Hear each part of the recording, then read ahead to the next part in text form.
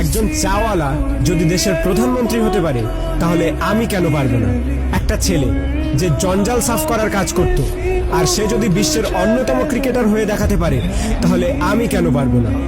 একটা মানুষ কোনো ডিগ্রি ছাড়াই শুধুমাত্র পেট্রোল পাম্পে কাজ করে ইন্ডিয়ার বেস্ট বিজনেসম্যান হতে পারে তাহলে আমি কেন পারবো না? হাই স্কুলের বাস্কেটবল টিম থেকে বাদ দিয়ে দেওয়ার পরেও যদি সে দুনিয়ার বেস্ট বাস্কেটবল প্লেয়ার হতে পারে তাহলে আমি কেন পারবো না? কিছু লোক কলেজ ড্রপ আউট করার পর নিজের কোম্পানিতেই কলেজের টপারদের হায়ার করতে পারে তাহলে আমি কেন পারবো না? এক ব্যক্তি যাকে নিউজ পেপার কোম্পানি চাকরি থেকে বাদ দিয়ে দেয় কারণ তার মধ্যে নাকি ক্রিয়েটিভিটি কম ছিল, আইডিয়া কম ছিল, সেই ব্যক্তি যদি পরে মিকি মাউসের মতো ক্যারেক্টার ক্রিয়েট করতে পারে তাহলে আমি কেন পারবো না? একটা মানুষ যার গার্লফ্রেন্ড তার সাথে ব্রেকআপ করে নেয় এবং তাকে সমস্ত সোশ্যাল সাইট থেকে ব্লক করে দেয়, কিন্তু সেই ব্যক্তি পরে দুনিয়ার সব থেকে বড় সোশ্যাল নেটওয়ার্কিং সাইট ফেসবুক বানিয়ে দিতে পারে তাহলে আমি কেন পারবো না? এক ব্যক্তি 999 বার ফেল হওয়ার পরেও হার না মেনে 1000 বারের মাথায় বাল্ব আবিষ্কার করতে পারে তাহলে আমি কেন পারবো না?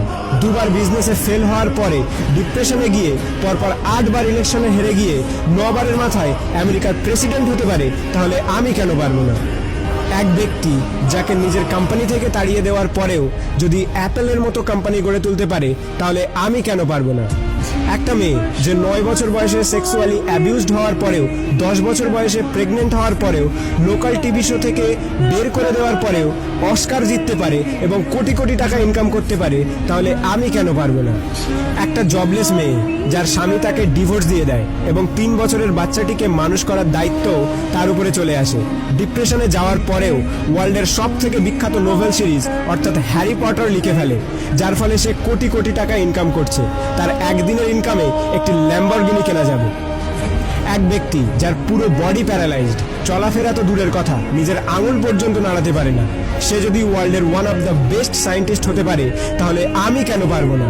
তোমরা সব জিনিসই অ্যাচিভ করতে পারো যেটা তোমরা করতে চাও, যার স্বপ্ন তোমরা দেখো, শুধু তার জন্য একটা আগুন দরকার, একটা স্পার্ক দরকার। নাথিং ইজ ইম্পসিবল, আর এই স্পার্ক তোমাদের নিজেদের মধ্যে আছে। তুমি নিজেই দোষী তোমার ফেল হওয়ার জন্য। এখন তুমি যেখানে আছো সেটা তোমার অতীতের কর্মের ফল, এবং কাল তুমি কোথায় পৌঁছাবে সেটা তোমার আজকের কর্মের ফল হবে। আমার তরফ থেকে সবাইকে অল দ্য বেস্ট। যদি ভিডিওটি ভালো লাগে তাহলে লাইক করো, শেয়ার করো।